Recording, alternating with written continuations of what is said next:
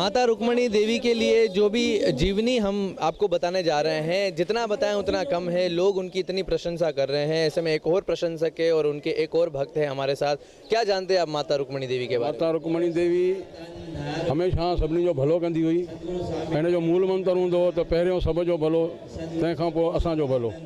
मुंड खां वठी ग़रीबनि जी सहायता सुठे नमूने पाण खे माना सम्झो भाई तकलीफ़ में विझी उनखां पोइ बि माना ॿियनि जो भलो कंदी। ग़रीबनि खे अनाज ॾींदी हुई, जेका जंहिंजी घुर्ज हूंदी, जेको बि हिन दर ते ईंदो उनजी उहा पूरी कंदी। ऐं उमास ॾींहुं ख़ासि करे छा थींदो आहे हिते? उमास ॾींहुं मेलो लॻंदो आहे सुठे नमूने। ऐं जेके 16 सूमर जेके शिव जा आहिनि, सावण जेके 16 सूमर आहिनि, उन्हनि खे जेके बि माना उनजा भगत आहिनि शिव जा, जेके हिते विर्त रखंदियूं आहिनि, उन्हनि खे फ्री सामग्री ॾिनी वेंदी आहे माता रुक्मणी जी तरफ़ां। माता रुक्मणी जी हयात हूंदे माता रुक्मणी देवी उन्हनि भगतनि खे फ्री सामग्री ॾींदी हुई। उन्हनि खे शिव भक्तीअ जे लाइ उथाईंदी हुई, कथाऊं ॿुधाईंदी, उनजी महिमा ॿुधाईंदी हुई। शिव भक्ति हिकु सची शिव भक्ति, जंहिंजो अॼु मेलो लॻे थो शिव जे नाले सां, ऐं शिव सदैव उन ते प्रसन्न हुया।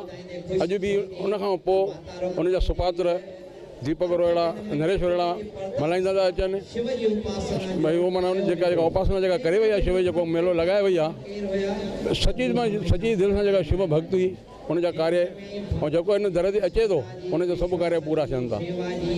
अॼु दीपक रोहिड़ा त हुननि जे नक्शे कदम ते हलनि था पिया, पर तव्हांखे अॼु माता रुक्मणी देवी लाइ ॿियो का कुझु यादि ईंदो हुजे कि माता ॿियो छा चवंदा हुया? ॿियो ग़रीबनि लाइ जेके उन्हनि जे ख़ासि करे जीअं तव्हां चयो कि भई शिव शंकर भॻवान जा उहे वॾा उपासक हूंदा हुया, ॿियनि भक्तनि खे बि जोड़ींदा हुया, त उन्हनि लाइ छा चवंदो? उन्हनि जे लाइ माना शिव भक्तनि सभु पातो आहे। जिन जिन माना शिव भक्त हिते अची करे पंहिंजी मुराद घुरी आहे, त उन्हनि जी हिते माता रुक्मणी देवी एतिरी उनजी हिते माना सम्झो भाई थियल आहे, भक्ति थियल आहे हिन आस्थान ते।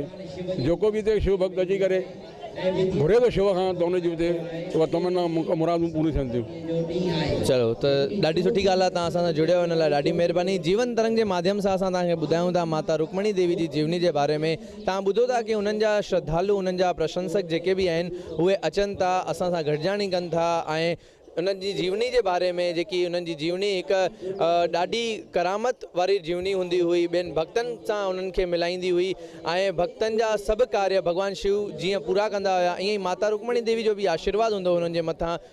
शिव भॻवान सां मिलाए करे, हुननि जी पूजा कराए करे, उन्हनि जी जेकी बि मनोकामना हूंदी उन्हनि खे पूर्ण कराईंदी हुई।